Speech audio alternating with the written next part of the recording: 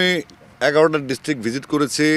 সেটা হচ্ছে রংপুর বিভাগের 8টা জেলা এবং পার্বত্য 3টা জেলা, খাগড়াছড়ি, রাঙামাটি, বান্দরবান। আমি শুধু আমি শুধু বান্দরবানে দেখেছি। বান্দরবানে যখন প্রথম আমার সফর ছিল, আমি অবাক হয়ে গেলাম যে স্টেডিয়ামের এক পাশ থেকে মাটি নিয়ে চলে গেছে। আপনি যখন আমি জিজ্ঞেস করবেন আপনি বিসিবিতে ছিলেন, আপনি কী করলেন, তো সেই 2 বছর পরের যে প্রশ্নের উত্তরটা আমার হবে সেটার জন্য আমি প্রস্তুতি নিচ্ছি। ইনফ্যাক্ট আমি 11টা ডিস্ট্রিক্ট ভিজিট করেছি। সেটা হচ্ছে রংপুর বিভাগের 8টা জেলা এবং পার্বত্য 3টা জেলা, খাগড়াছড়ি, রাঙামাটি, বান্দরবান। তারপর গেলাম কক্সবাজারে। কক্সবাজার অলরেডি 2টা মাঠ আছে যেখানে একটা লিগ হচ্ছে আমাদের, আর একটা হচ্ছে পাকিস্তান বাংলাদেশ টুর্নামেন্ট হচ্ছে।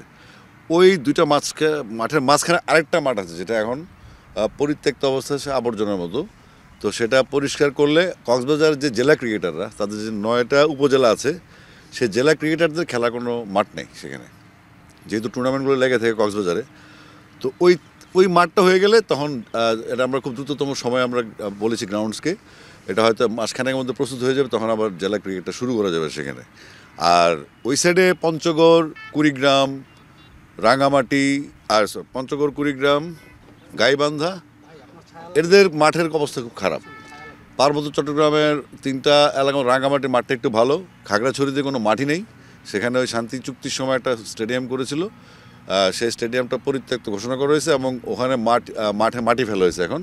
তো এই গ্যালারিটা ভাঙা হচ্ছে না, আবার ওটা বসার জন্য ওটার কোনো টেম্পারও নেই। তো আর আছে বান্দরবানের মাটি, এভাবে বান্দরবান স্টেডিয়াম থেকে মাটি নিয়ে গেছিলো।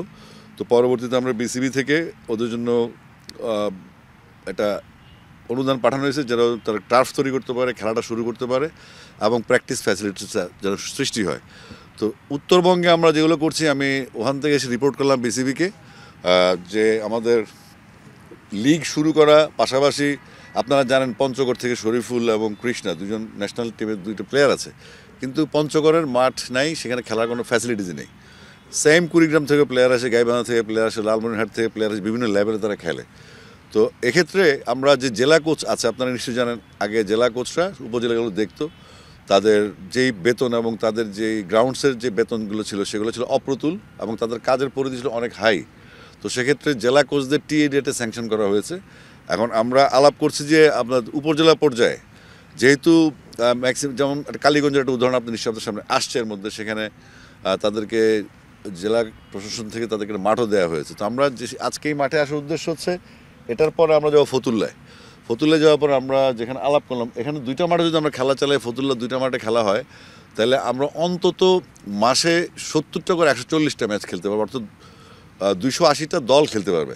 তো যেহেতু আমাদের সামনে অনেকগুলো টুর্নামেন্ট আছে, আমরা মাত্র 2 মাস হলো বিসিবিতে আমরা আসছি, তো আমাদের উপর অনেক চাপ আছে, আজে বাজে চাপও আছে, আবার আমাদের কাজের চাপও আছে। তো সেক্ষেত্রে স্কুল টুর্নামেন্ট করা, মেয়েদের টুর্নামেন্ট করা, এজ লেভেল নিয়ে যে ইভেন্টগুলি আমাদের আছে সারা বছরব্যাপী, পাশাপাশি আমরা নতুনভাবে ভাবছি যে আপনার যেহেতু লিগে একটা কম পার্টিসিপেশন আছে, সেখানে আমরা একটা আমাদের ক্রিকেট কনফারেন্সে একটা আলোচনা উঠে আসছে যে আমাদের আন্ডার-19 পরে ন্যাশনাল টিম এবং ঢাকা লিগ পর্যন্ত একটা বড় গ্যাপ থাকে, যে প্লেয়াররা তখন ডিমোরালাইজড হয়ে যায়, ওরা এদিক সেদিক চলে যায়, খেলতে চায় না, অনেক ট্যালেন্ট নষ্ট হয়, অনেক প্লেয়াররা তাদের ক্ষেত্র ছেড়ে চলে যায়। তো সেক্ষেত্রে আমরা গতকালকে আমি আমাদের বিসিবি চিফ সহ আরও 2জন ডিরেক্টর মহোদয়ের সাথে, গেম ডেভেলপমেন্ট এবং আমাদের গ্রাউন্ডসের সাথে কথা বলেছি, এবং আমাদের ফ্যাসিলিটিস অ্যাকাউন্ট সবার সাথে আমি প্রতিদিনই কোনো না কোনোভাবে সংযুক্ত হয়ে, ফোনে কিংবা মেসেঞ্জার বা মেসেজে। তো বলা হচ্ছে আমরা 21 এবং 23 এই লেভেলে আমরা 2টা টুর্নামেন্ট করব, যেন এরা মাঠে থাকে। তারপরে আমরা স্কুল ক্রিকেটকে 2টা ভাগে ভাগ করেছি, একটা প্রাইমারি, একটা হচ্ছে হাই স্কুল। এই টুর্নামেন্টগুলো চলবে, এটা নিয়ে প্রাইম ব্যাংকের সাথে আমাদের কথা চলছে। পাশাপাশি আমরা ছোটো আকার একটা মাদ্রাসা ক্রিকেট করতে চাই এবং ইংলিশ মিডিয়াম স্কুলগুলোকে আমরা ইনভলভ করতে চাই। অর্থাৎ আমাদের সমাজে, আমাদের স্টুডেন্টদের লেভেলে আমরা এমন কোনো সার্কিটকে বাইরে রাখতে চাই না যারা আমাদের স্পোর্টসে অবদান রাখতে পারে। পরবর্তীতে আমরা শুরু করছি, যেমন আগে আমরা ইন্টার কলেজ খেলেছি একটা চিটাং ডিভিশন একসময়, তো ইন্টার কলেজটা আমরা শুরু করব এবং ইন্টার ইউনিভার্সিটি আমরা শুরু করব। তো সেক্ষেত্রে আমরা তাদেরকে প্রজ্ঞাপনের মাধ্যমে বা আবেদনের মাধ্যমে তাদের অ্যাপ্লিকেশনে নিয়ে আমরা খুব দ্রুততম সময় টুর্নামেন্টগুলির স্ট্রাকচারটা তৈরি করে তাদেরকে আহ্বান করব এবং তারপর আমরা ডিসিশন নেব যে এই টুর্নামেন্টগুলো কীভাবে হবে। কিন্তু আমরা নীতিগতভাবে আমরা সিদ্ধান্ত নিয়ে নিয়েছি, আমরা আগামী 2 থেকে 3 মাসের মধ্যে সারা বাংলাদেশে প্রচুর ক্রিকেট টুর্নামেন্টের নিয়ে একটা ফেস্টিভ মোডে চলে যাবে ইনশাআল্লাহ। এটা মাত্র গতকাল কথা হয়েছে, এটা সম্ভাব্যতা আমরা চেক করছি, যেহেতু এটা একটা ক্রাইসিস আমাদের ক্রিকেটে, যে আমাদের 21 এবং 23-এর প্লেয়াররা হয় 19-এর পরে এটা একটা টার্গেটলেস বোটের মতো হয়ে যায়, তাদের খেলার কোনো লক্ষ্য থাকে না। সবাই তো ঢাকা লিগ খেলতে পারে না, সবাই ঢাকা আসতে পারে না, কিন্তু খেলার মধ্যে থাকতে হবে।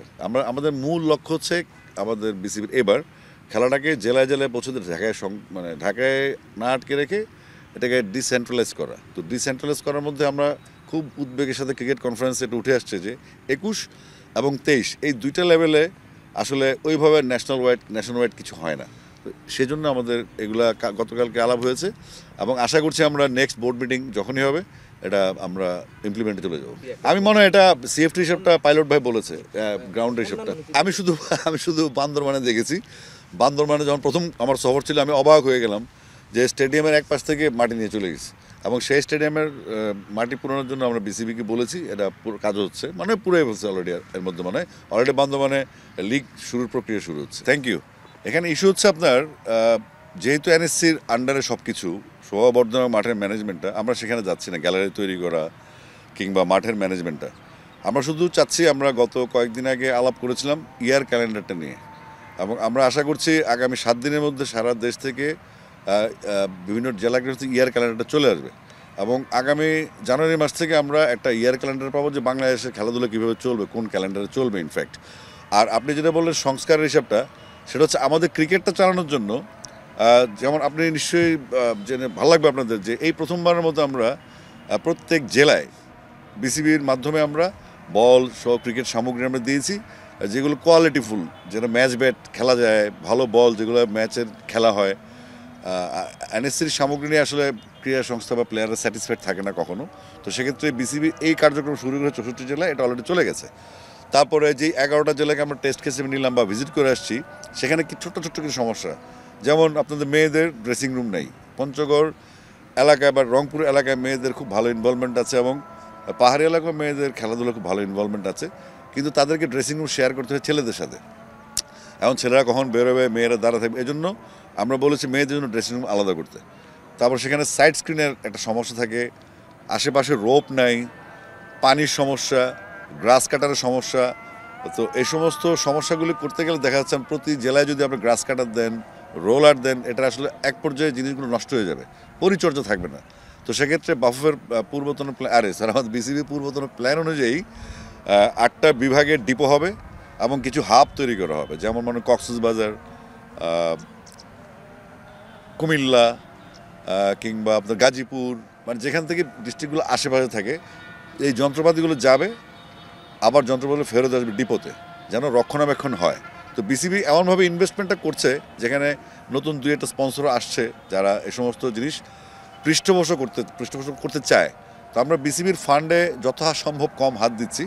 আমরা ইতিমধ্যে কিছু স্পন্সরের সাথে কথাবার্তা হচ্ছে, স্পন্সরের জিনিসগুলো আমাদেরকে দিচ্ছেন। তো আমরা যথাসাধ্য চেষ্টা করছি আমাদের বাইরে থেকে যেই আমাদের ইনভেস্টমেন্টটা আসবে বা তাদের আগ্রহটা থাকবে সেটাকে ক্রিকেটে কাজে লাগানো এবং এই 11টা জেলায় যে লিস্টগুলো আসে সেগুলো যথেষ্ট বড় লিস্ট। অন্তত যদি আপনি উইকেট ধরেন, যদি আপনি পিচ কাভার ধরেন, যদি আপনি মেনটেনেন্স টার্ফ তৈরি করা ধরেন, যদি বক্স নেট তৈরি করে প্র্যাকটিসের জন্য ধরেন, তাহলে সেক্ষেত্রে একটা ডিস্ট্রিক্টে অন্তত 15 থেকে 20 লক্ষ টাকার অনুদান প্রয়োজন এই আপনার ড্রেসিং রুম সহ, যেখানে যেখানে প্রয়োজন। যেমন রংপুর ক্রিকেট গ্রাউন্ড যেটা ডেডিকেটেড ক্রিকেট গার্ডেন, সেখানে কোনো ড্রেসিং রুম নেই, সেখানে প্রচুর অংশগ্রহণ। এবং আমি প্রথমবার দেখলাম অভিভাবকদেরও সমিতি আছে যারা বাচ্চাদের খেলাতে চায়। অর্থাৎ এই আগ্রহগুলোকে টিকে রাখার জন্য আমরা প্রাথমিকভাবে একটা ব্যবস্থা নিচ্ছি যেন আমাদের বাচ্চারা খেলতে পারে এবং অনেক ম্যাচ খেলতে পারে এবং তাদের ছোট্ট ছোট্ট ফ্যাসিলিটিস দরকার, সেটা আমরা এনশিওর করার জন্য সেই ডিপো থেকে এই জিনিসগুলো যাবে। গ্রাস কাটার কাজ শেষ, গ্রাস কাটার ফেরত আসবে, রোলারের কাজ রোলার পার্মানেন্টলি কিছু থাকবে আর বাকিগুলো ফেরত আসবে। তো এইভাবে আমরা একটা ম্যানেজমেন্টের আওতায় নিয়ে এসছি। এটা নিয়ে গ্রাউন্ডসের পাইলট ভাই, বাতেন ভাই কাজ করছেন খুব সিরিয়াসলি এবং আমরা যে কমিটমেন্টগুলো দিয়ে আসছি টুর্নামেন্ট শুরু করার জন্য, তাদের বাচ্চাদের খেলা শুরু করার জন্য যে ফ্যাসিলিটিগুলো প্রয়োজন সেগুলো আমরা এনশিওর করছি খুব দ্রুততম সময়ে জেলাগুলোতে এগুলো চলে যাবে। আমি মনে করি যে আমাদের বিসিবির এই যে কমিটিটা, এটা বয়স 2 মাস আসার পর আমরা নানান রকম আক্রমণে আছি। তো সেটাতে আমরা গ্রাহ্য করছি না, আমরা চেষ্টা করছি সব কিছু ম্যানেজ করতে, লিগ যেন হয়, প্লেয়ার যেন খেলতে পারে। এবং এই বিসিবি মাঠটা নিয়ে আমরা আলোচনা করেছি 4-5 দিন আগে। এর আগে আমাদের বোর্ড মিটিং আলোচনা হয়েছিল কিন্তু আপনারা জানেন যে অনেক টুর্নামেন্ট হচ্ছে সারা বাংলাদেশে, অনেক ম্যানেজমেন্টও করতে হচ্ছে। তো বিসিবির এই মাটি চুরি হিসাবটা আমি গতকালকেই জানছি, এবং জানার পরে আজকে এর আগে আমি সিদ্ধান্ত নিয়েছি এখানে আসবো, কারণ আমাদের এখানে মাঠের জন্য আমাদের যেহেতু খেলা বন্ধ, বিসিবির নিজস্ব একটা মাঠ পড়ে আছে এখানে, এটা সংস্কার করলে আমরা হয়তো অনেকগুলো টুর্নামেন্ট এখানে চালাতে পারবো। আর মাটি চুরির যে ইস্যুটা, সেটা তো নিঃসন্দেহে একটা অপরাধ। এটা বিসিবি টেক ওভার করেছে কবে, আর মাটিটা কবে ঢুকছে এবং কবে চুরি হয়েছে সেটাকে ফাইন্ড আউট করতে হবে। যদি 2 মাসের মধ্যে চুরি হয় তাহলে এটা আমাদের ব্যর্থতা, আর 2 মাস আগে চুরি করলে কারা চুরি হয় সেটা আমরা ধরবো ডেফিনেটলি। এক্স্যাক্টলি, এটা একটা কোশ্চেন। আমরা যে কাজ করছি এখন, আমরা যে এত কথা বলছি, আমাদের কথা নিয়েও কথা হচ্ছে, এটাকে আমরা গ্রাহ্য করছি না। আমরা যখন চলে যাব, বা আজ থেকে ঠিক 2 বছর পরে আপনি যখন আমাকে জিজ্ঞেস করবেন আপনি বিসিবিতে ছিলেন, আপনি কী করলেন, তো সেই 2 বছর পরের যে প্রশ্নের উত্তরটা আমার হবে, সেটার জন্য আমি প্রস্তুতি নিচ্ছি ইনফ্যাক্ট।